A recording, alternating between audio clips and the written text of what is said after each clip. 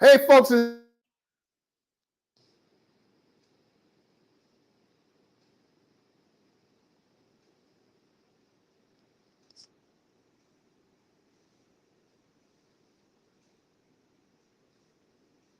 What in the world? See if we're going to get this right.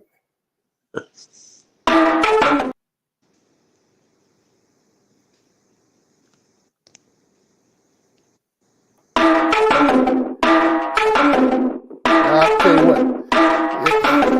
Like the Texans today, you hit a kerfuffle.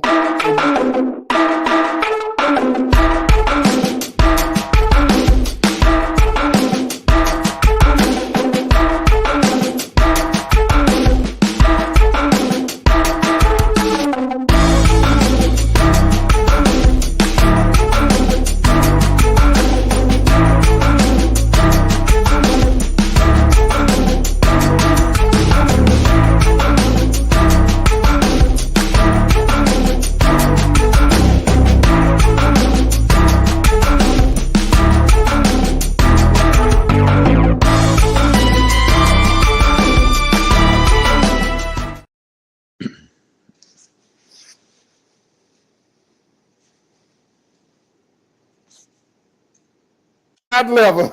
Hey, folks, it's me, man, the Dolphins, AD Moore. Green Bay, Wisconsin. Here I am. I am here.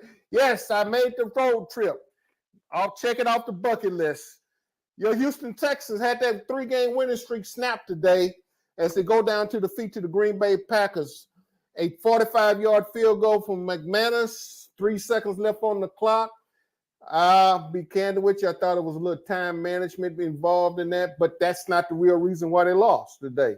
But I'll tell you what, I got my partner in crime here, and before we start just tearing up this little doozy of a deal, go ahead and there he is.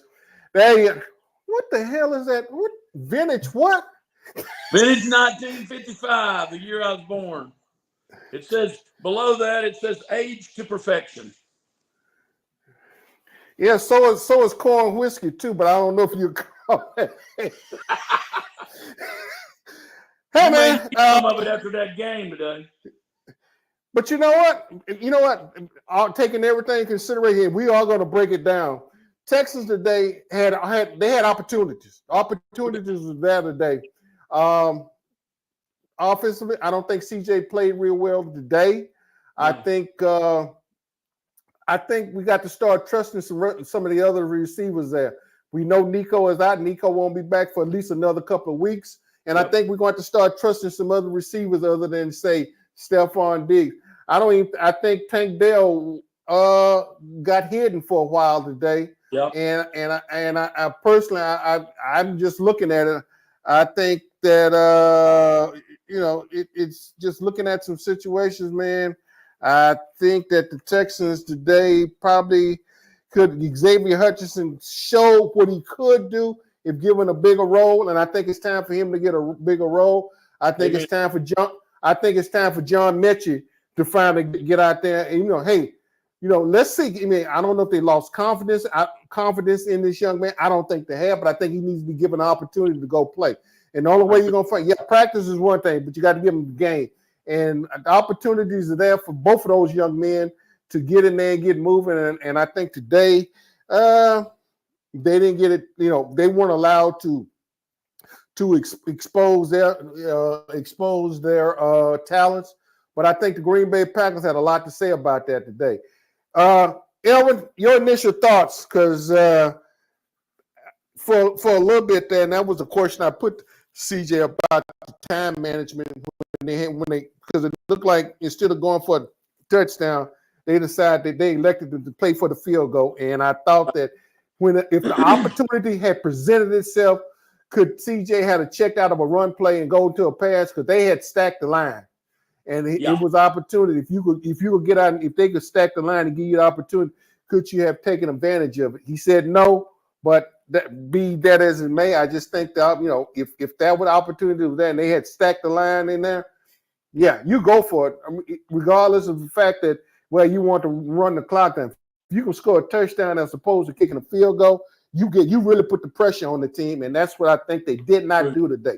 3 turnovers. Count them, 3. The Texans led the turnover battle today, and yet you come out a loser. I don't like that picture. And that when you win the turnover battle in the NFL, you're supposed to win the game. Generally, 90+% of the time. Your initial comments, Elwin. Well, 2 things jump out at me. Number one, the offensive line did a great job on run blocking, but on pass blocking, they were horrific.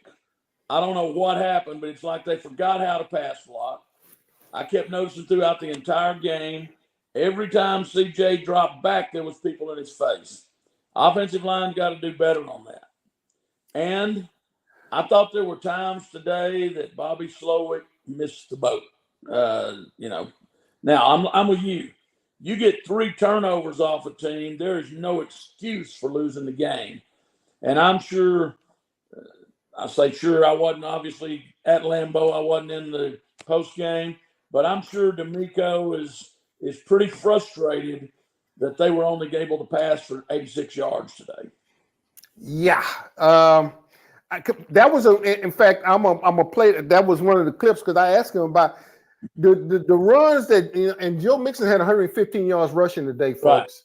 Right. 115 yards on I'll check the carries in a little bit, but yeah, he had 115 yards rushing today. Yeah, Mixon, the rushing, 25 carries, 115 yards, almost a 5-yard, 4.6 yards a snap. But here's the thing, and this is the question I put to Coach Ryan, and I'll play it.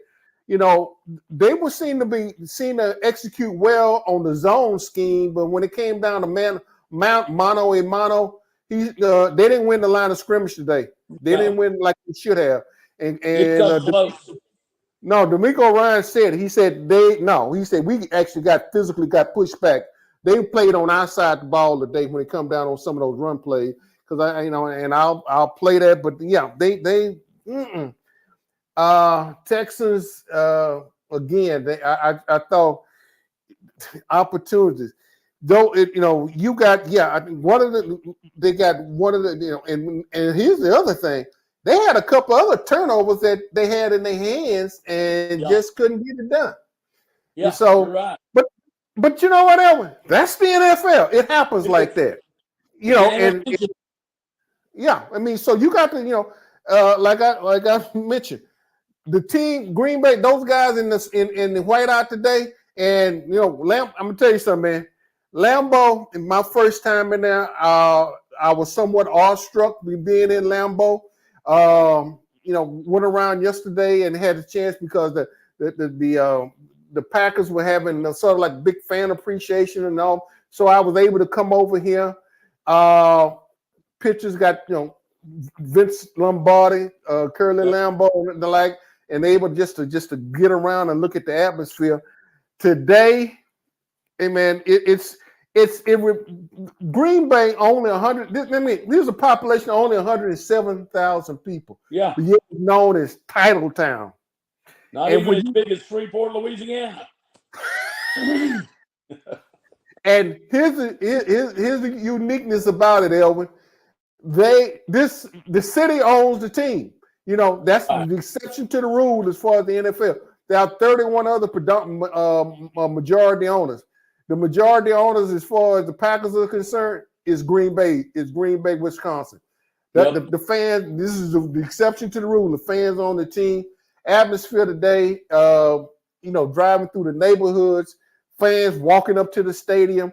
park through the neighborhood. It reminded me a lot of being at Wrigley. You know what Wrigley Field is in the neighborhood?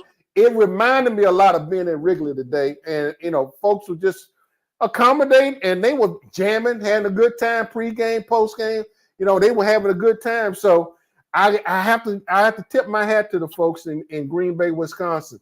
They love their Packers. And when you take a look at, and they asked for a whiteout today, and when you looked around the stadium, it basically looked almost like a whiteout.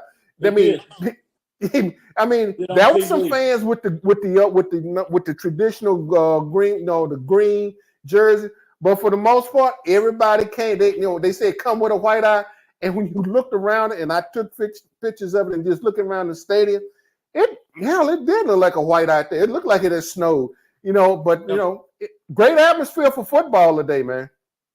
Oh, absolutely. Absolutely. And, the thing to me that's the most disappointing about this loss is, like you said, they had their chances. It was definitely a winnable game. And, of course, the Indianapolis Colts won today with the Texans losing. There is just a one-game lead for the Texans now.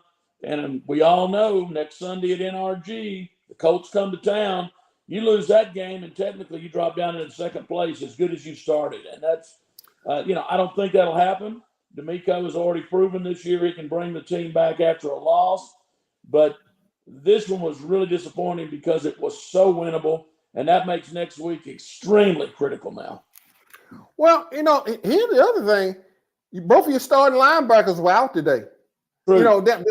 You had a starting safety out, starting linebacker. I think 5. I'm looking at I'm just off the top of my head. I'm going like both linebackers, a safety. You had a corner out. I believe 5 folks off your starting defense that had been starting for the rest of the year. They were out today, and yet they stayed competitive enough against the Texans. Got the turnovers. Hewitt, got an interception. A turnover that it's just that did not take advantage of the situation. And I thought, last week was Will Anderson Jr.'s day. I had a chance midweek to talk to Danielle Hunter, and I thought, and I'm getting ready to play, Danielle's comments. But in fact, I'm gonna go ahead and let's play Danielle's comments now. Okay.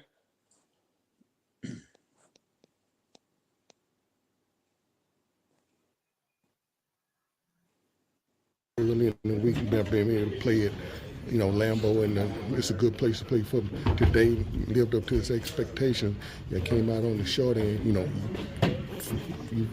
good pressure, got a sack, but what basically defensively, y'all done everything you possibly could do to win the game today. I just feel like, at the end of the day, overall, I just feel like we got to try to execute better and just capitalize on our opportunities. Whenever the ball's thrown us, we just got to capitalize on taking that. Or if the guy goes through our gap, we just got to capitalize on making that tackle. So it just comes down to execution on the defense, just capitalizing on our opportunities. I know a couple of times, you obviously you had about 2 or 3 good quarterback here. I think one time you got hooked, and the referee, I think you almost got the love, and like the tackle sort of reached out there and just sort of hook you. Nobody called it, but I'm just sort of wondering, how did that happen, because you beat them on the corner. Yeah, it's going to happen, bro. Yeah. It is what it is. They're not going to see every call, but I just try to go out there and just win each rep, bro. And so happened they hadn't called that call. They're just watching everybody else, but the defensive line, I think. But it is what it is. Yeah, the thing about it, 3 turnovers in the first half, and to me, if you take one of those turnovers, convert it to a touchdown, that's what you basically left 8 points off the table. Left them on the table when you had turnovers, and just I think at the end of the day, one of those turnovers, one of those field goals, touchdown, you still come out ahead. Opportunities. Yeah, like I said, man, just capitalizing on opportunities, and then on defense, we just got to score whenever we get our chance. If we're backed up, if they're backed up, we just got to find somebody to score on defense. That'll help the team out a lot.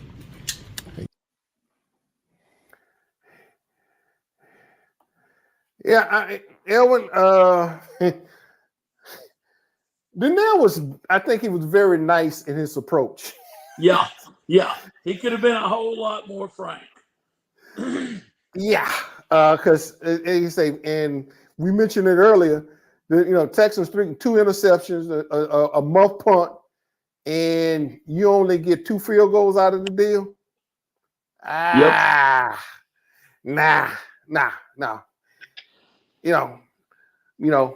Oh, what are you doing? Playing trick or treat already? No. Somebody trying to call me, and I'm declining the call. It's somebody from Sunday school class, and I'm like, of all the times for that lady to call me, good friend of the family, but. But now, you like you mentioned. So next week, I mean, like I said, hey, it's over with. Yeah, they still trying to call you, man. But that's okay. They still trying to call you, but that's all right. okay. I keep declining it. She'll figure out in a minute I'm not available. Poor lady is in her upper 80s and a dear friend of my family ever since I was a kid. But I'll get back with her after a while. Well, hey, we'll turn. We'll another few more minutes. We'll go ahead. Let's go. I tell you what. Let's go ahead and get Coach Ryan in here. Yeah. And then we'll get back and get him on the stage, and we'll go from there.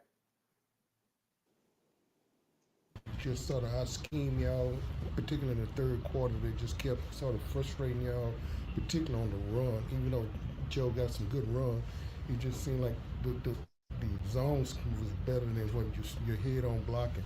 It seemed like they did a better job of just shutting it down. Yeah, in the run game, a couple times they out physical us in the run game. They were playing on our side of the line of scrimmage. They were attacking, knocking us back. We weren't knocking them back. So we had to get it fixed. That's pretty. That sums it up. Yeah, I mean, when you, what else can you say? I mean, and really, like I said, they'll probably have to go back and look at the film. When they come in, look at the film in the morning, tomorrow morning, they're gonna probably see, even taking everything into consideration. And I think, and this is something they got. I think a consistency factor. Even though Joe Mixon, and he's back, I think that, and I know this is something that I talked to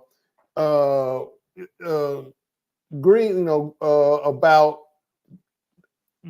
the simple fact that it was I just felt like that,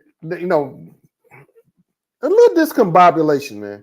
Yeah. But let's face it, the Packers done what they needed to do. That was, like I said, from the disruption standpoint, they done what they needed to get done today. And I think that and you know what, Elwin, let's face it. I know a lot of teams would take 5-2 right now. And I never done, and like I said, we never said that they were. I never said they were going 17-0. In fact, I predicted that they would go what 11-6. Yep. So we don't know what the other 4 are going to look like. Hopefully, we don't want to see them back to back. But this was a winnable game today, and they could have really frustrated a lot of folks. And they had the opportunity to really leave some people with a bad taste. But the atmosphere in LAMBEAU, the atmosphere in Green Bay, it was just an outstanding atmosphere. I coming back to it and just coming back and being able to go around and see Tylertown and just look at everything. I was and the fans were just the fans were welcoming. And this was before the game. Yeah. This was before. If the Texans would have won after it, though. Well, yeah, I mean, but you know what? They were ready. They were ready to raise. They were raising the roof real good prior to the game, man. But like I said, I enjoyed the atmosphere. You check it off. You can just say thank God. Having the experience and being able to come up here and enjoy and having that experience. I was kind of ironic. I'm gonna tell you what I had a flashback, and I was trying to envision going back to '67 when they had the Ice Bowl. When the Cowboys played the Ice Bowl up here, and they made significant changes. It's still the same bowl stadium. It is still with no roof, but hey, Elwin, you to be able to get to the press box. I'm going like, oh, you had to run a marathon, or walk a marathon, or run a marathon, because you came in way around this way, then you walk all the way back, walk around, and I found myself coming in on this side, and then I walked almost all the way around to Lombard. I almost thought I was going to walk back the Lombardi way. You take the elevator, you take this long walk, and then you finally go through a couple of double doors just to get on another elevator to go up to the 7th floor. But the thing about it was sitting there with some of the other colleagues and said, when I left the press box, I carried everything with me, unlike being at NRG where you can go back and come back. Right. I just said, I'm bringing all my stuff with me. I'm glad I did. We got a chance to go out there and shout a stand up on the fame on the field at LAMBEAU. Had one slight mistake in there, but you know what? I take it. I made a mistake on that. I had it right in print, but I got to talking so eloquently about being on the field at LAMBEAU that I shorted McManus by 10 yards on that, but that's okay. They still lost. Packers win, Texas lost, and you know what? We're taking it going down the road. They'll look at it tomorrow. What's up with you? What's the? Does the Cowboys got a bye week this week or what? Did they have?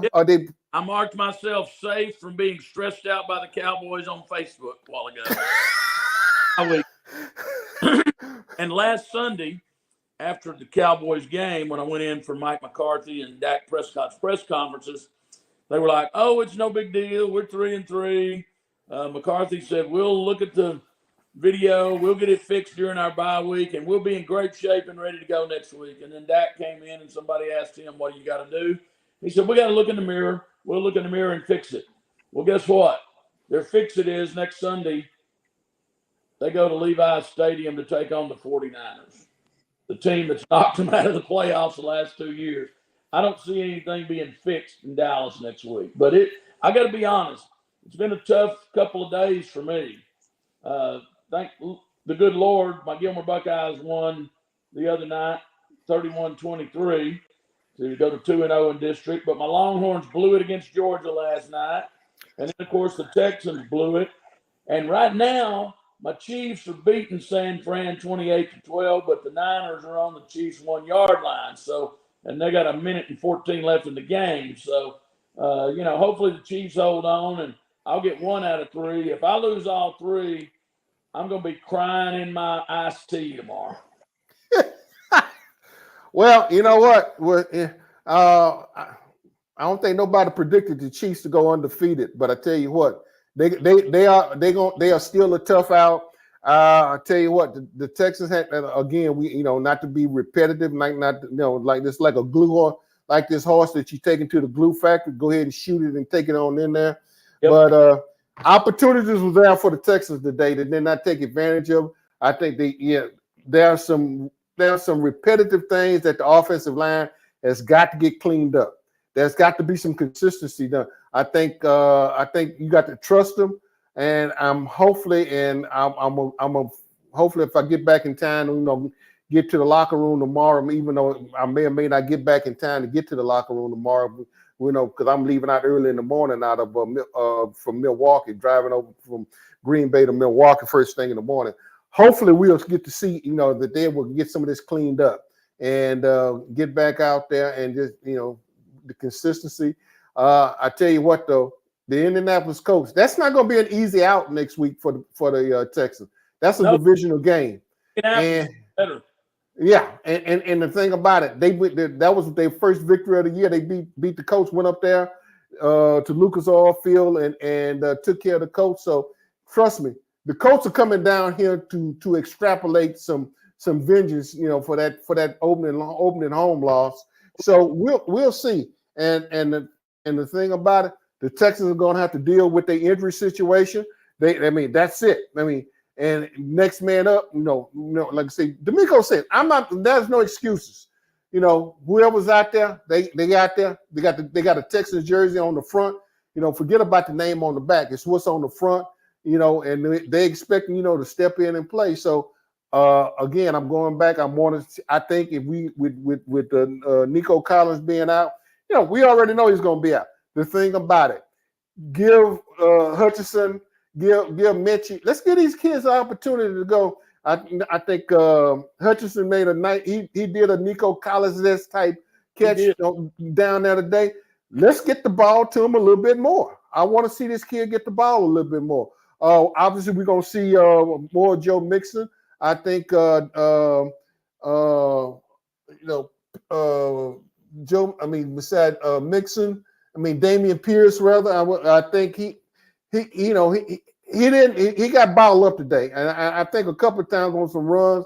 I think if he'd have sort of just waited a little, made a half a second, he probably could have had some big runs today. But things happen like that because the Green Bay Packers, as Coach Ryan mentioned, they was playing on the Texans off side of the offensive line today, and they bottled up some things today. So, final comments from you, man. I'm gonna let you can call a dear friend or your parents back, before she calls back, and they send send the sheriff out there to check on you because you're not answering your phone. Final points from you, man. We're getting ready to shut this down, and I go get out and see a little bit more Green Bay before it gets too late. Yep. Well, one thing we haven't talked about that did improve some today, but the ones they had were still critical. 5 more penalties today, and they flashed up on television during the game. The Texans are the second most penalized team in the NFL. I'm sorry, you know me. I call it like it is. The bottom line is we are now 7 games into the season, getting not too far from halfway through the season, and we're still having stupid penalties. There's no excuse for that in the National Football League, what these guys get paid. It's just a pure lack of focus and not being honed in on what you need to do. That is something that is disappointing to me. And by the way, the Chiefs just held on and won 28-18, so they're still undefeated at 6-0 now. Oh well. Well, what's the old saying? Whatever's new is still old, and whatever's old is still new. So Chiefs still just rolling right along. So. But yeah, you're right, Elvin. You know what? They were leading the league in penalties, so they done dropped back to number 2. So there is some room for improvement. They went from 1 to 2. Now that's going backwards. So I'll take that. Let's take that for what it's worth. Because Hewitt got a penalty today, unsportsmanlike conduct for a suplex on the tackle, and he said, "Yeah, I said that was dicey. I thought he was probably retaliating for what happened to him before he did it." Yeah, probably so. But I thought he probably was gonna get away with it. But when he sort of when I saw that suplex move, then all of a sudden, then the referee sort of, and I went like, uh-oh. Then he threw it. But I'm going like, it was a couple of calls today, man, that on some holding call. I saw the field judge throw a flag on a play that the head linesman saw. I'm going like, how in the hell he didn't see this? But that's okay. I'm not blaming it on the officials. Aaron, tell you what, man, bro. You gonna be in next week, though, will you? I probably will. Okay. Anyway, hopefully, hey man, if we do, we'll hook up again. We'll do it next week. Okay. All right, brother. Hey man, appreciate you. Take care, and go call a good friend back, and we'll go ahead and take care of that. Okay. All right, and I'm glad that you did get the chance to get it off your bucket list. As you know, I had it booked, and since I was going to be out of town for 5 straight weekends, I figured I just needed to rest this weekend, and I really needed it. And honestly, like I texted you after the game turned out like it did, I'm glad I did cancel my flight. I would have been very disappointed to go up there and see them lose, but by the same token, we got a lot of season left. Texans are still in first place by a game in the AFC South, so it's all good if we get this thing turned around. And I trust, I trust D'Amico Ryans to the end of the world to get it fixed. I'm not concerned about him at all getting the wheels put back on the train. No. I think that like I said, it was a winnable ball game, and the opportunities were there.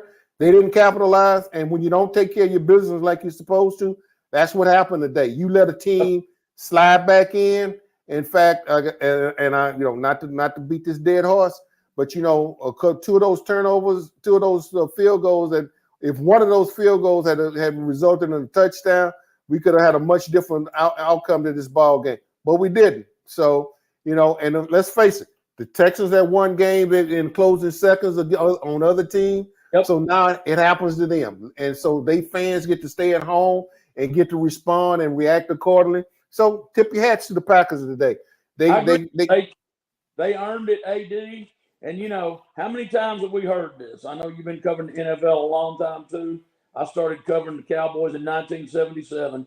And if I had a nickel for every time I heard a coach say there is the slightest bit of difference in the National Football League, a play here, a play there, a couple of inches here, a couple of inches there, makes the difference in who wins and who loses. And if you look at all these NFL games, and probably 65% of them, almost every time, that's the truth. One or two plays determine whether you win or whether you lose. You're right, bro. Hey, man. All right, folks. As I get ready to shut it down here in Green Bay, Wisconsin, take one more look around the city, go out there and fill up the truck and get ready to take that drive back to Milwaukee, Wisconsin in the morning, go to Milwaukee International Airport and get right back. And so I'll be back in town in the morning. It was an enjoyable trip. I got a chance to see the historic LAMBEAU Field. If you had not had a chance, I tried to put a pictorial, historical pictorial look of the Packers in the historic, in LAMBEAU Field. Go out there to either my Instagram page, AdMax Corner, or either on my Facebook page, and as well as some pictures out there on X today. And I'll be posting a few other things out there. But anyway, I appreciate it. Thank you for watching. Thank you for listening. Thank you for, if you have not subscribed to the AdMax Corner YouTube channel, please do so. Go out there, hit the subscribe button. If you hadn't hit the subscribe button on the Houston Roundball Review, go over there, hit subscribe, jump back over here, and go to subscribe, and I'll be some shorts out there. Again, signing off from Green Bay, Wisconsin. It's your man, Adolphus A.D. Moore, signing off. I enjoyed it. Appreciate it. Hey, I'm coming home. I'm coming back to H-Town. Texans lost today, and with 3 seconds left on the clock, a 45-yard field goal, snapped a three-game winning streak, and they get a chance to go out. So that's it, folks.